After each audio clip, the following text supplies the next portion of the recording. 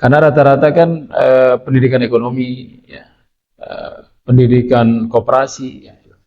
Tapi pendidikan akuntansi tidak ada. Jadi kita bisa gampang melacak tentang kebenaran informasi yang kami sampaikan ini. Kalau kita mengatakan prodi pendidikan akuntansi, maka yang muncul itu cuma Universitas Guru Rinjani. 60% itu ke ini ke praktik gitu ya. Praktik kemudian sisanya itu baru ke teori karena kami ingin mendrill mahasiswa itu agar bisa lebih fokus ke bagaimana caranya untuk output mereka itu bisa speaking yang baik kemudian mereka bisa menjadi guru yang profesional intinya ya.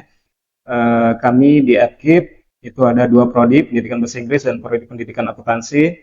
Silahkan bagi yang ingin bergabung, kami sangat menunggu calon mahasiswa semuanya agar bisa siap bekerja dan juga siap menantang ilmu global ya. Ya, bismillahirrahmanirrahim. Assalamualaikum warahmatullahi wabarakatuh. Selamat sore. Hari ini saya bersama bapak-bapak dosen dari Fakultas Keguruan dan Ilmu Pendidikan Universitas Guru Rinjani. Yang sebelumnya ada banyak tamu yang datang ke sini dari fakultas yang berbeda, fakultas teknik, ke fakultas ekonomi dan lain sebagainya. Jadi sekarang kita akan diskusi dan memberikan informasi seputar Fakultas Keguruan dan Ilmu Pendidikan yang ada di Universitas Guru Rinjani. Nah, jadi untuk informasi di Fakultas Keguruan dan Ilmu Pendidikan ada 2 prodi Pak ya, kalau tidak salah ya. Ada prodi pendidikan akuntansi dan prodi pendidikan bahasa Inggris. Nah, jadi sebelum kita mulai panjang lebar diskusinya, mungkin perkenalan dulu ya, biar masyarakat dan adik-adik kita juga yang ada di luar sana yang akan sebentar lagi mau menempuh perguruan tinggi bisa tahu siapa sih teman saya diskusi pada sore hari ini. Mungkin dimulai dari Bapak. Ya, Assalamualaikum warahmatullahi wabarakatuh. Nama saya Sulaiman. Saya untuk periode ini itu sebagai Kaprodi Pendidikan Akuntansi. Ya. Yang itu artinya bahwa saya membawahi program pendidikan akuntansi di Fakultas Keguruan dan Ilmu Pendidikan. Terima kasih. Mungkin selanjutnya Pak. Oke, terima kasih. Assalamualaikum warahmatullahi wabarakatuh. Waalaikumsalam. Oke, perkenalkan nama saya Ari Saputra sebagai Kaprodi Pendidikan Bahasa Inggris di Fakultas Keguruan dan Ilmu Pendidikan. Iya. Nah, jadi ada bapak-bapak Kaprodi ternyata yang hadir pada sore hari ini. Mungkin langsung saja kita mulai diskusinya ya. Mungkin ini Pak, mungkin profil singkat terkait dengan 2 prodi ini atau fakultas sendiri, prodi bahasa Inggris dan prodi akuntansi, mungkin bisa diceritakan kepada masyarakat yang sedang menonton. Barang apa sih sebenarnya prodi akuntansi dan prodi bahasa Inggris ini sendiri Pak? Mungkin dimulai dari Pak Adi. Ya, terkait dengan profil pendidikan bahasa Inggris itu sesuai dengan perkembangan kurikulum ya. Jadinya profilnya ada 3 lulusan, profil lulusan ada 3. Yang pertama itu adalah cetak guru profesional, kemudian yang kedua itu adalah mencetak edu entrepreneurship, yaitu terkait dengan translator, kemudian yang selanjutnya adalah bergerak ke pariwisata. Jadinya ada 3 profil lulusan yang akan di goalsnya. Sehingga di dalam kurikulum nantinya dari mulai semester 4 mahasiswa sudah dibuat konsentrasinya. Jadi ada yang memilih konsentrasi keguruan, kemudian konsentrasi pariwisata, dan juga nanti konsentrasi jurnalis sesuai dengan jumlahnya. Jadinya jumlahnya itu mahasiswa yang akan memilih itu minimal 15 untuk yang masing-masing konsentrasi itu. Sehingga nanti mahasiswa akan memilih sesuai dengan minat dan bakat, dan juga nanti goals-nya itu tentunya sesuai dengan konsentrasi yang akan dipilih. Gitu. Jadinya banyak sekali, tentunya di Indonesia, terutama di Nusa Tenggara Barat ini banyak sekali program studi pendidikan bahasa Inggris, dan itu yang membedakan kami di sini itu adalah adanya ketiga profil lulusan itu. Bagaimana selain mahasiswa bisa menjadi seorang guru profesional, dan juga insight yang lainnya juga mereka bisa menjadi seorang jurnalis dan juga seorang yang bergerak di pariwisata seperti itu. Jadi profil lulusan itu ada 3 berarti ya. Jadi mahasiswa bisa memilih ke arah mana mereka akan berlabuh nantinya. Baik, ini kan tadi sudah disebutkan profilnya Pak. Kita ingin tahu nih proses pembelajaran yang ada di Fakultas Keguruan dan Ilmu Pendidikan itu, dan mungkin bukan hanya kami tapi juga banyak orang yang masih penasaran di FKIP UGR itu seperti apa metode pembelajarannya, baik itu inputnya, outputnya, income-nya, sampai dampaknya nanti ketika keluar dari kampus atau keluar dari Universitas Gunung Rinjani itu seperti apa Pak? Mungkin di gantian kayaknya ini biar tidak terlalu ini ya. Saya rasa kalau masalah profil ya, sama saja karena kita di bawah fakultas, bedanya cuma konsentrasinya. Kalau itu bahasa Inggris, ini akuntansi. Karena ini namanya pendidikan akuntansi, maka tentu orientasi atau core utamanya itu adalah menjadi pendidik yang profesional tentunya di bidang akuntansi. Yang kedua, kita bicara tentang entrepreneur. Entrepreneur ini memang sebenarnya bukan hanya menjadi profil secara khusus di pendidikan akuntansi, tapi ini adalah harapan dari pemerintah agar semua prodi itu memang menyematkan atau memasukkan unsur entrepreneur itu sebagai bagian dari lulusan, karena memang terkait dengan serapan ya, serapan para alumni ya, alumni S1 tentunya terhadap sektor formal khususnya itu memang sangatlah terbatas. Jadi memang yang memungkinkan itu adalah para alumni itu memang dia lebih banyak mengorientasikan diri atau dalam bercita-citanya itu menjadi entrepreneur lah. Kalau konteks dalam keguruan, nah bagaimana kemudian dia menjadi guru, dia bisa membangun lembaga-lembaga yang itu memang itu entrepreneur gitu. Kemudian yang berikutnya itu kita melihat begini, kalau kita bicara tentang pendidikan akuntansi berarti dua hal yang dia dapatkan, ilmu tentang pendidikannya dan ilmu tentang keakuntansiannya gitu. Dan perlu dimaklumi bahwa prodi pendidikan akuntansi untuk saat ini, sampai saat ini sejak dia diberikan izin di Universitas Rinjani, ini adalah satu-satunya prodi pendidikan akuntansi di Nusa Tenggara Barat. Dari 10 kabupaten kota cuma Iya, bahkan kalau kita searching di nasional pun sebenarnya ini pendidikan akuntansi ini suatu yang unik sebenarnya gitu ya. Jadi kalau kita bicara tentang spesifik jurusan ini sangat spesifik. Karena rata-rata kan pendidikan ekonomi ya, pendidikan koperasi ya. Tapi pendidikan akuntansi tidak ada. Jadi kita bisa gampang melacak tentang kebenaran informasi yang kami sampaikan ini. Kalau kita mengatakan prodi pendidikan akuntansi, maka yang muncul itu cuma Universitas Gunung Rinjani. Mungkin kita tidak berani ngomong nasional ya, tetapi setidaknya di Nusa Tenggara Barat itu tidak ada pendidikan akuntansi di universitas, kecuali Universitas Gunung Rinjani. Oke. Ini tuh. Itu menjadi pembeda tentunya ya. Nah jadi seperti pertanyaan tadi Pak, ini kita mau tanyakan, mungkin banyak yang penasaran juga perihal metode pembelajaran dari mahasiswanya masuk, kemudian proses pembelajaran seperti apa, outputnya seperti apa, kemudian nanti sampai dengan dampak yang bisa didapatkan oleh masyarakat dari lulusan Universitas Gunung Rinjani sendiri. Tentunya spesifiknya di Fakultas Keguruan dan Ilmu Pendidikan. Ya secara umum ya sebenarnya proses-proses pembelajaran itu sama saja di semua kampus ya. Kemudian kekhasan-kekhasan dari proses itu nanti kan tergantung dari dosennya dalam proses pengemasan. Bagaimana kemudian dia mengemas proses pembelajaran itu kan sangat tergantung kepada masing-masing dosen. Tapi secara umum proses pembelajaran itu ya sama saja sebenarnya. Mungkin yang perlu menjadi hal yang perlu kami sampaikan di sini, kalau kita bicara tentang proses pembelajaran, kita harus melihat proses belajar itu dalam dua prospek ya, dalam dua pandang.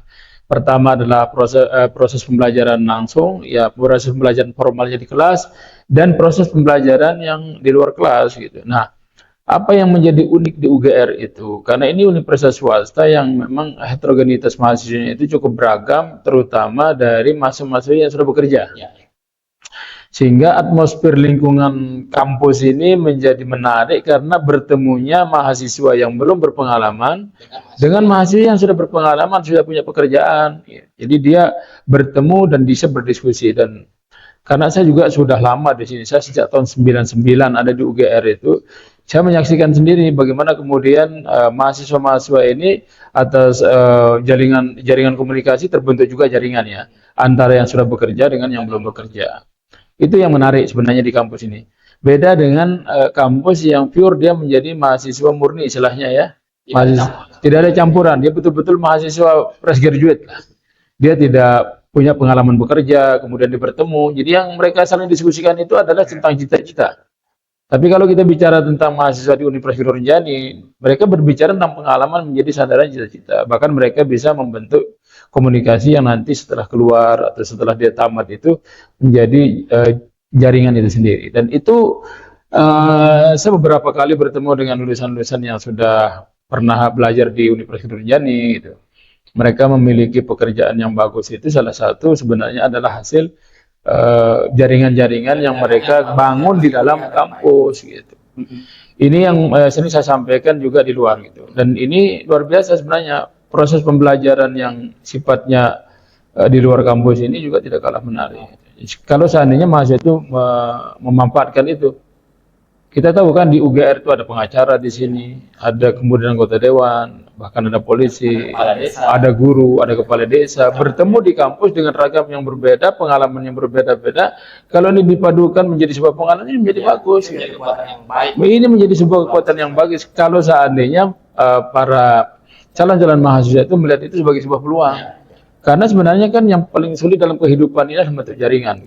Nah, di UGR ini sendiri adalah peluang untuk membangun jaringan. Memang ada jalan setapak yang sebenarnya bisa diikuti Pak ya di UGR ini sendiri ya. Jadi ini yang harus kita rubah mindsetnya. Karena kita selalu bicara tentang pilihan kampus itu selalu pada nama besar kampus, brand kampus. Ya, tetapi semua itu kan tidak salah juga gitu. Hanya sisi lain yang perlu kami sampaikan yaitu jadi ada atmosfer yang lebih kalau kita misalnya masuk di kampus-kampus khususnya di UGR itu karena di sini yang kemudian tidak ada di kampus yang lain ya. Itu menjadi pembeda di Universitas Gunung Rinjani sendiri dengan kampus-kampus yang lain. Oke, jadi ini menarik karena memang Bapak Kaprodi Akuntansi memandang metode pembelajaran yang ada di Universitas Gunung Rinjani ini dengan cara yang berbeda Pak ya. Dan itu sangat menarik dan tentu ini tidak hanya kemudian menjadi batu loncatan untuk teman-teman mahasiswa yang pure fresh graduate, tapi juga ada pengalaman-pengalaman panjang yang bisa didapatkan dari teman-temannya yang sudah bekerja. Nah, jadi saya pindah lagi ke sebelah kanan Pak Ari. Ini kan yang selalu ditanyakan kemudian di luar sana oleh masyarakat yang memiliki anak yang akan kuliah, tentu kampus ini akreditasinya apa? Nah, kemudian ada beasiswa nggak yang bisa diakses di prodi yang mungkin prodi bahasa Inggris, mungkin itu bisa diceritakan Pak supaya lebih meyakinkan masyarakat sih sebenarnya atau adik-adik kita memilih prodi bahasa Inggris dan prodi akuntansi dalam payung Fakultas Keguruan dan Ilmu Pendidikan itu sendiri. Silakan Pak. Oke, baik. Terima kasih. Menyinggung terkait dengan sebelum sampai ke akreditasi, saya ingin membahas terkait dengan proses pembelajaran yang ada di bahasa Inggris. Tadi sudah disampaikan oleh Pak Sulaiman MPD terkait dengan proses pembelajaran yang ada di akuntansi secara umum dan juga ya untuk di bahasa Inggris, alhamdulillah dari semester 1 sampai semester 8 itu kami lebih fokus ke 60% itu ke praktik gitu ya, praktik, kemudian sisanya itu baru ke teori karena kami ingin mendrill mahasiswa itu agar bisa lebih fokus ke bagaimana caranya untuk output mereka itu bisa speaking yang baik, kemudian mereka bisa menjadi guru yang profesional intinya ya, tentunya karena apa kata orang kalau lulusan bahasa Inggris tidak bisa berbahasa Inggris ya, tentunya ya. Nah, tidak hanya guru profesional, kemudian di jurnalisnya dan juga di pariwisatanya juga bisa seperti itu. Ada beberapa lulusan kami yang alhamdulillah sudah bekerja sebagai di perhotelan di PT Batu ya. Menjadi resepsionis dan juga sebagai waitersnya di sana. Kemudian di hotel di Sembalun juga alhamdulillah ada beberapa mahasiswa yang menjadi bagian dari hotel tersebut. Nah, itu yang menjadi ikon atau menjadi bagian yang kami jual kepada calon mahasiswa agar bisa menjadi tertarik bergabung bersama kami. Kemudian terkait dengan akreditasi, alhamdulillah sesuai dengan grade-nya, yaitu adalah kami baik sekali ya, baik sekali alhamdulillah di Universitas Gunung Rinjani, sehingga kuota untuk beasiswanya itu lebih banyak gitu daripada dibanding dengan akreditasi yang di bawahnya gitu. Dan juga terkait dengan beasiswa yang lain ada yang diberikan oleh Universitas Abdul Aziz, kemudian juga ada Ali bin Dahlan Center dan lain sebagainya, itu yang kami yang bisa diakses oleh mahasiswa nantinya pada saat baru mendaftar, kemudian sampai ke semester selanjutnya, seperti itu. Ternyata prodi bahasa Inggris juga memiliki akreditasi baik sekali, itu yang memang menjadi sering sekali dipertanyakan di luar sana oleh masyarakat, sehingga mungkin masyarakat sekarang terinformasikan perihal akreditasi ini, dan banyak sekali ternyata beasiswa yang bisa diakses di dalam kampus Universitas Gunung Rinjani ini sendiri. Nah, jadi Pak, saya ada satu quote yang kemudian saya ingat. Apakah Bapak setuju terkait dengan itu? Kebetulan di bahasa Inggris, berikan keluargamu pendidikan bahasa Inggris, walaupun dia tidak tamat SD, dunia akan menerimanya, katanya Pak. Nah, jadi ini kan, tapi metode-metode yang ada yang sudah disebutkan tadi itu, notabene-nya teman-teman memang fokus untuk menjadi guru karena keguruan kan. Tapi banyak juga teman-teman kemudian atau alumni yang kabarnya menduduki jabatan-jabatan atau bekerja di sektor-sektor yang di luar basicnya Pak. Menurut Bapak seperti apa?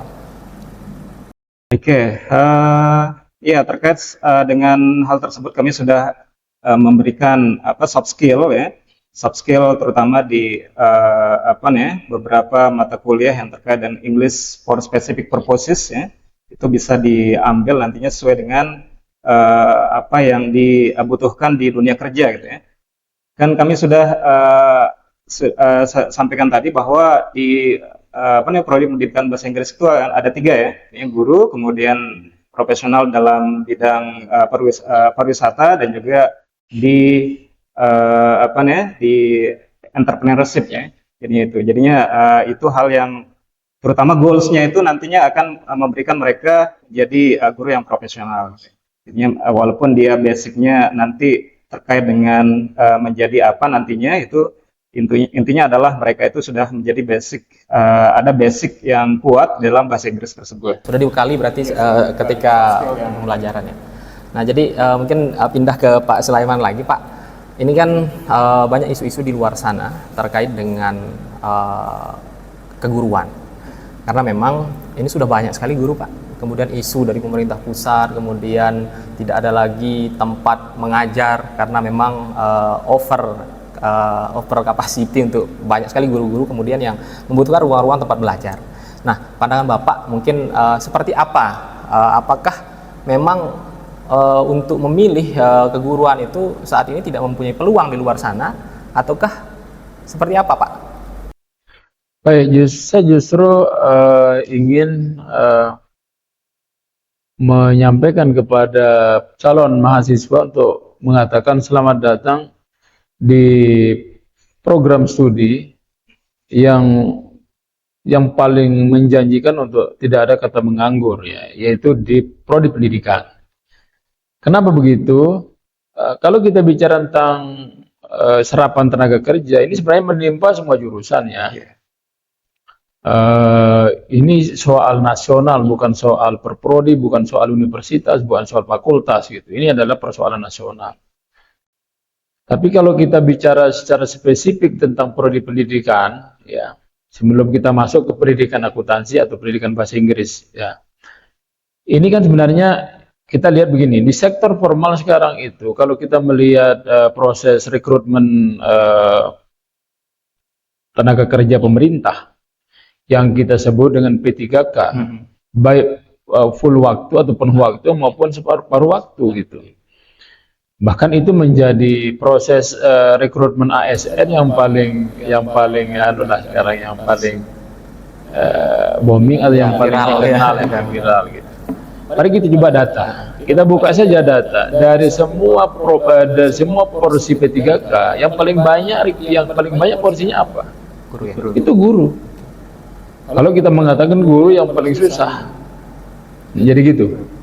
Dan kalau kita bicara tentang prodi, anggaplah misalnya prodi A atau prodi manajemen atau prodi akuntansi misalnya, atau prodi apalah ya, supaya kita tidak menyebut spesifik prodi gitu ya, yang non keguruan.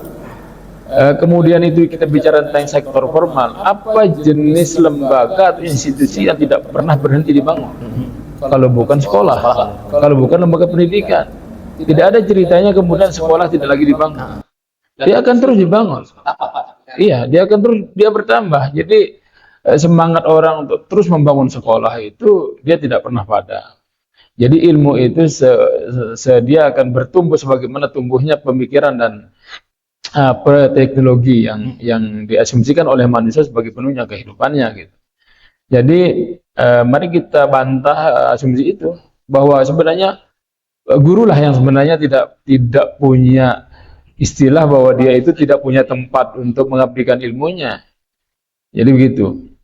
Nah, oleh karena itu, kalau tadi istilahnya di bahasa Inggris itu karena dia adalah bahwa bahasa itu adalah kunci dunia mungkin ya. Kalau ilmu adalah jendela dunia, kita tuh membaca adalah jendela dunia gitu ya. Maka sebenarnya di pendidikan akuntansi ini pun kan kita bicara tentang kehidupan keseharian kita bicara tentang perusahaan. Tidak mungkin perusahaan tidak punya laporan keuangan, ya. Desa pun butuh laporan keuangan, bahkan institusi terkecil seperti rumah tangga itu juga butuh laporan keuangan. Kemudian bagaimana mengelola keuangan, sekarang lagi digalakkan literasi keuangan. Ini semua berhubungan dengan keakuntansian gitu. Jadi ini juga prodi yang sebenarnya itu prospek ya. Walaupun misalnya dalam konteks kita bicara prospek itu kan relatif. Seringkali kita melihat istilah prospek itu soal kerja. Dan kerja yang kita maksud selalu formal. Padahal sebenarnya kalau kita bicara tentang output dalam konteks bekerja, ya orang ketika dia selesai di prodi pendidikan, maka dia setidaknya itu dia mampu bekerja atau menerapkan ilmu pengetahuannya di unit terkecil, yaitu rumah tangga gitu. Seorang bapak yang alumni pendidikan dia bisa menerapkan ilmunya itu pada anaknya gitu. Saya contohkan ini sebagai gambaran saya jadi jurusannya di S2-nya itu ada manajemen pendidikan, dan saya terapkan manajemen pendidikan itu bagaimana kemudian merencanakan mengelola pendidikan anak-anak saya gitu. Jadi saya tidak harus menunggu, saya harus ada di institusi untuk bisa menerapkan ilmu itu. Karena di unit terkecil institusi namanya rumah tangga itu, nah kita bisa. Jadi berarti itu perihal mindset masyarakat. Itu soal perihal mindset. Ya, jadi kalau sekarang kita menjadikan prodi itu istilahnya favorit atau tidak favorit dari outputnya atau dari outcome-nya, serapan tenaga kerja di sektor formal sebenarnya sama saja. Kesempatan untuk meraih itu ya tergantung nanti setelah mereka selesai di tempat itu dan berkompetensi di area yang baru gitu. Nah, selain kita bicara tentang output outcome tadi, tentu kan juga yang menjadi pertimbangan kita ini soal input ya, soal kemudian proses. Ada hal yang perlu kami sampaikan di UGR itu. Salah satu yang menjadi kendala bagi para orang tua untuk menyekolahkan anaknya itu kan terkait biaya. Makanya selalu yang ditanyakan tentang beasiswa. Kita juga harus garis bawahi ya, universitas, jangankan universitas, swasta lagi. Pemerintah pun juga memiliki kuota yang sangat terbatas tentang beasiswa. Karena beasiswa ini juga tidak bisa mengcover seluruh orang yang butuh gitu loh. Maka kalau kemudian itu kita jadikan sebagai patokan satu-satunya untuk mempertimbangkan kuliah atau tidak, ini juga sebuah kemunduran mindset juga gitu loh. Nah, kami di Universitas Guru Rinjani termasuk di prodi pendidikan yang menjadi bagian dari unit atau dari satu kesatuan universitas. Kalau kita coba menghitungnya, di UGR itu kalau coba saya hitung dari keseluruhan biaya yang diselesaikan, itu hanya butuh 12.500 per hari itu. Jadi orang kalau dia nabung 12.500 dia selesai kuliah di UGR. Ya. Nah, saya sering goyang begini. Bagaimana kalau seandainya Anda kuliah ambil S1-nya dengan biaya yang murah untuk sebuah cita-cita S2 gitu. Ketimbang kemudian menghabiskan biaya kuliah pada S1, tidak lanjut S2 gitu. Jadi sebenarnya ini juga bisa kita buat mindset kita. Kita kuliah S1 untuk mendapatkan legalitas formalnya seperti ijazah, toh juga diakui, bisa dilanjutkan dan buktinya sudah banyak alumni UGR, ya alumni Universitas Guru Rinjani yang melanjutkan S2-nya dengan ijazah yang mereka punya. Jadi dengan biaya yang cukup membantu, cukup ringan, itu kita bisa tabung untuk loncat ke S2. Itu cara berpikirnya, itu yang seharusnya kita tawarkan. Ketimbang kita bicara tentang beasiswa, bukan tidak penting beasiswa gitu, tapi artinya beasiswa itu kotanya terbatas. Kalau kemudian kita hanya mengandalkan itu lalu kita tidak kuliah, ini kan sebuah kesalahan juga. Saya rasa UGR itu hadir memberikan bantuan secara tidak langsung kepada para orang tua yang masih mempertimbangkan biaya sebagai pertimbangan untuk memutuskan kuliah di mana. Maka UGR menjadi tempat yang tepat karena ini biayanya ringan, tapi bukan berarti murah meriah gitu. Tapi ini adalah cita-cita dari para pendiri kampus ini, itu adalah mengakomodir orang-orang yang tidak mampu pun bisa kuliah gitu.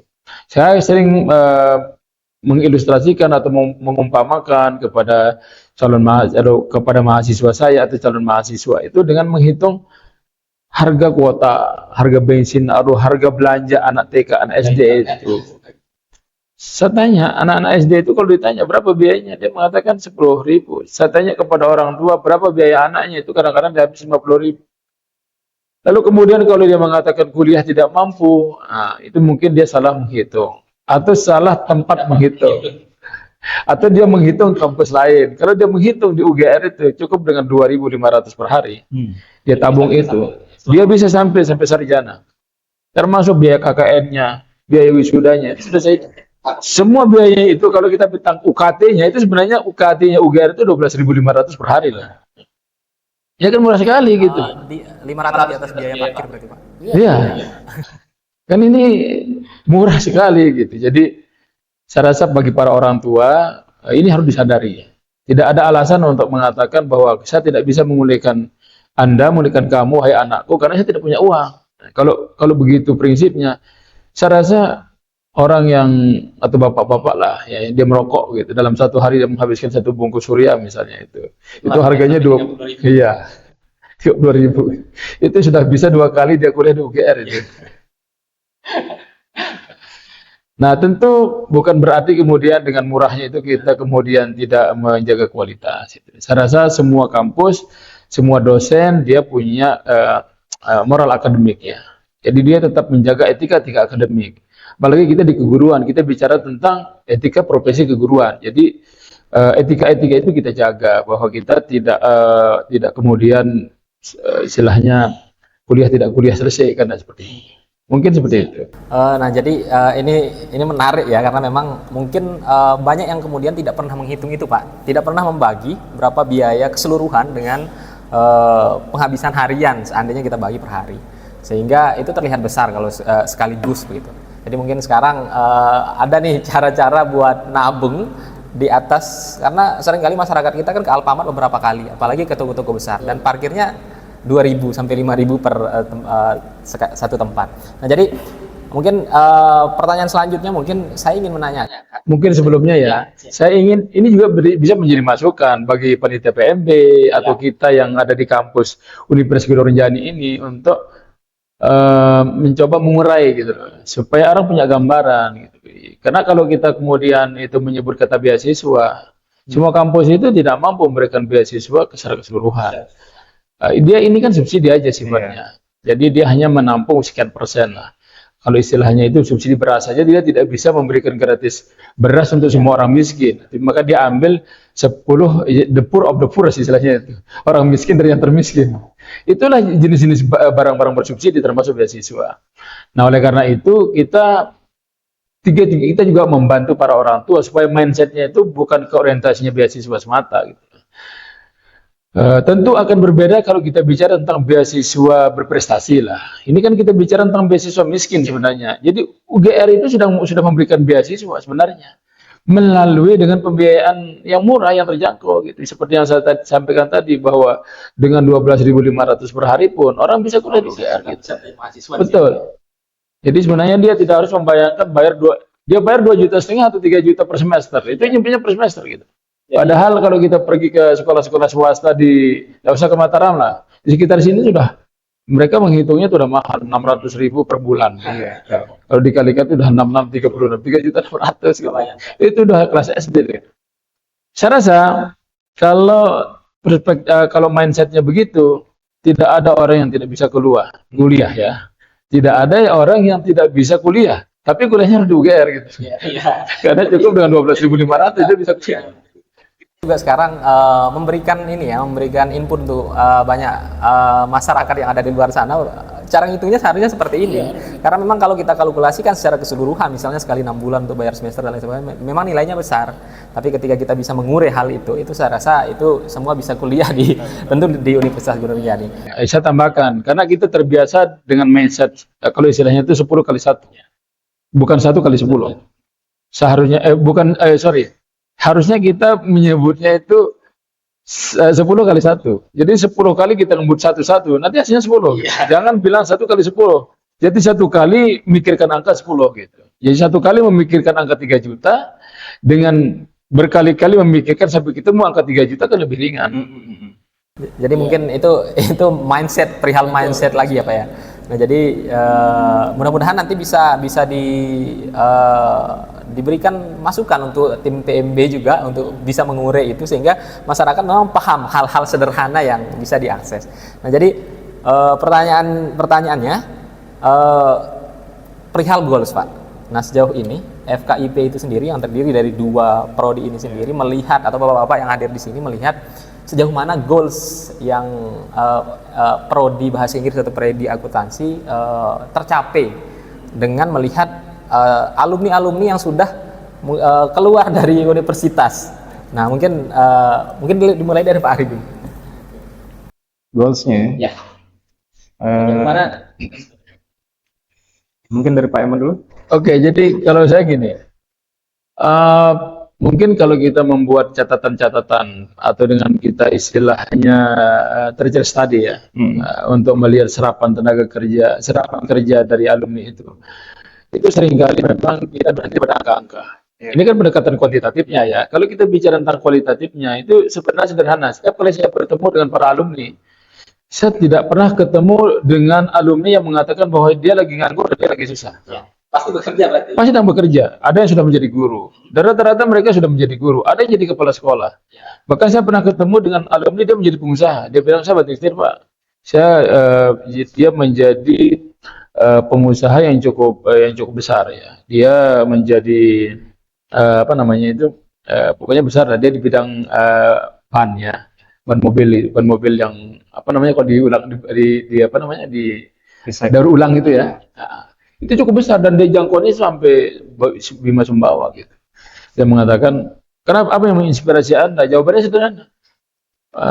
Itu mungkin karena dia bertemu dengan saya. Banyak kalimat kalian bapak-bapak yang menginspirasi saya gitu. Dan itu membuat motivasi saya untuk bisa menciptakan pekerjaan sendiri, Pak. Jadi saya melihat begitu. Jadi pada dasarnya kalau saya mengambil istilahnya proses by learning atau learning by process, ini kan dua-duanya sama saja. Bisa jadi dengan berproses kita secara otomatis belajar, atau kita belajar melalui proses. Semua orang itu akan hidup dengan prosesnya sendiri. Nah, sekali lagi mungkin saja, karena ini juga tidak melakukan penelitian ya, mungkin saja alumni-alumni UGR itu menjadi matang sebelum dia keluar, karena dia berinteraksi dengan orang-orang yang sudah punya pengalaman yang banyak gitu. Sehingga ini pengalaman yang unik ya. Ini contoh saja, karena memang dulu waktu kita KKN, kenapa UGR itu selalu disebut menjadi mahasiswa yang punya karya yang bagus gitu. Kenapa? Karena memang yang ber-KKN ini adalah orang yang sudah bekerja. Orang yang tahu dunia lapangan. Orang-orang yang sudah tahu jalurnya mencari bantuan itu di mana gitu. Nah, makanya dia berbeda ketika dia bertemu dengan kelompok KKN di luar Universitas Guru Rinjani gitu. Dia mengatakan ini mungkin subjektif kalau kita ngomong ya, tapi kan penuturan dari beberapa kali saya menjadi panitia di kampus untuk KKN itu, kalau kita ke bawah itu Senang sekali dengan masuk di Universitas ini. Kenapa saya bilang gitu? Karena program-programnya itu nyata, jalan. Gitu. Ya, ini sebenarnya adalah bagian dari dampak bahwa di komunitas kampus UGR ini bertemu berbagai macam profesi dengan pengalaman yang berbeda-beda. Saya rasa ini adalah menjadi atmosfer yang menarik, yang bagus. Dan sampai sekarang itu masih ada. Itu. Mungkin Ya, selanjutnya. saya tambahkan sedikit terkait dengan goals tadi ya. Jadinya sudah disampaikan tadi prodi pendidikan akuntansi ya. Artinya kalau kita punya goals berarti seperti yang disampaikan tadi berarti kita terkait kuantitatifnya ya. Oke, jumlahnya. Untuk prodi pendidikan bahasa Inggris, alhamdulillah apa nih ada beberapa dari dari alumni kami ya, yang sudah menjadi kepala sekolah, kemudian sudah menjadi beberapa menempati di institusi pemerintah. Yang P3K juga alhamdulillah sudah beberapa kemarin yang sudah terekrut ya untuk P3K yang paruh waktu ya. Kemudian untuk di pariwisata juga alhamdulillah ada beberapa yang sudah menjadi waiters dan yang resepsionis dan yang lainnya. Itu sesuai dengan kegiatan MBKM yang sudah mereka lakukan, gitu. MBKM mandiri yang kami sudah rancang melalui kegiatan magang, kemudian internship, ya, magang yang menjalin kerjasama dengan pihak hotel di kota di Sembalun dan juga yang di TT Batu itu, sehingga alhamdulillah ada keterkaitan owners, direktur sama mahasiswanya tersebut melihat kinerja yang disiplin, kemudian yang baik, sehingga alhamdulillah direkrut langsung di hotel tersebut ya. Kan kabarnya juga Pak, ada dari alumni bahasa Inggris juga banyak yang berkuliah di luar negeri Pak. Ya, oke, ada beberapa yang sudah ikut ke LPDP ya, sebagai mahasiswa di sana, kemudian seperti Asman Hafiz, kemudian dan juga di Universitas Mataram juga melanjutkan ke ini S2-nya gitu. Dan beberapa yang lain di luar gitu. Seperti itu. Sehingga alhamdulillah bagi mahasiswa, calon mahasiswa ayo bergabung bersama kami Prodi Pendidikan Bahasa Inggris dan Akuntansi di sini untuk bisa melihat dunia global gitu ya dengan baik, dan persiapan untuk menjadi calon guru dan juga entrepreneurship ya yang ada di FKIP ini. Nah, jadi saya suka dengan quote Pak Sulaiman yang tadi, manusia itu hidup dengan prosesnya masing-masing. Nah, jadi tentu ini adalah dua prodi. Yang pertama, prodinya memang satu-satunya di NTB Pak ya, satu-satunya di NTB. Kemudian bahasa Inggris juga international language. Jadi kalau kita mau buka jendela dunia, kalau bahasanya quote-quote itu, jadi lewat bahasa Inggris. Sehingga banyak, saya meyakini banyak mahasiswanya Bapak, karena memang dari 99 Pak ya, mahasiswanya Bapak yang akan menonton diskusi kita pada pada sore hari ini. Mungkin terakhir Pak ya, karena memang mungkin nanti dengan isu-isu yang berbeda kita akan banyak diskusi juga, karena ini waktunya juga tidak banyak. Mungkin Pak satu kalimat Pak, ini kan sebentar lagi, bahkan beberapa hari yang lalu adik-adik kita di kelas 3 SMA dan sederajat sedang melaksanakan ujian. Nah, jadi ada kalimat nggak untuk meyakinkan masyarakat, kemudian untuk meyakinkan calon mahasiswa atau fresh graduate dari SMA untuk join nih di Fakultas Keguruan dan Ilmu Pendidikan, tentunya di dua prodi akuntansi dan prodi bahasa Inggris. Mungkin dari Bapak silakan. Iya, jadi kalimat terakhir saya itu begini. Saya sering menyampaikan kepada mahasiswa FKIP ya, untuk membangun rasa percaya diri mereka. Orang sarjana pendidikan, dia bisa berkompetisi di luar keguruan. Tapi orang luar keguruan dia tidak bisa berkompetisi dalam keguruan. Jadi orang mengambil jurusan keguruan, dia sebenarnya memiliki dua kemanfaatan dalam jurusannya, menjadi guru dan menjadi non guru. Dan sekarang tidak boleh non guru itu mendapatkan SK menjadi guru, kecuali dia harus mengambil akta 4, tapi sekarang sudah tidak ada. Sedangkan non guru dia tidak bisa, non guru tidak bisa menjadi guru, non guru dia bisa bekerja di sektor non guru. Jadi jurusan keguruan ini sebenarnya jurusan yang dia harus kembali seperti di zaman dulu, bahwa dia menjadi jurusan yang favorit karena dia tumbuh sebagaimana tumbuhnya manusia, dia berproses bagaimana prosesnya manusia, itulah pendidikan. Jadi selama ada manusia tidak pernah mati pendidikan. Maka profesi keguruan adalah yang paling tepat untuk mereka yang berbicara tentang pendidikan. Maka disebut dengan long life education, bahwa pendidikan itu seumur hidup. Bukan sebatas angan-angannya, tapi dia adalah seumur hidup. Berarti legacy yang paling baik ya. Selanjutnya Pak. Jadi bagi calon mahasiswa kaula muda ya, kaum milenial yang masih belum menentukan pilihan ya sampai saat ini, kami di Adkip itu ada 2 prodi, pendidikan bahasa Inggris dan prodi pendidikan akuntansi. Silahkan bagi yang ingin bergabung, kami sangat menunggu calon mahasiswa semuanya agar bisa siap bekerja dan juga siap menantang ilmu global ya, dan kami tunggu kehadiran calon mahasiswa semuanya untuk bisa bergabung bersama kami.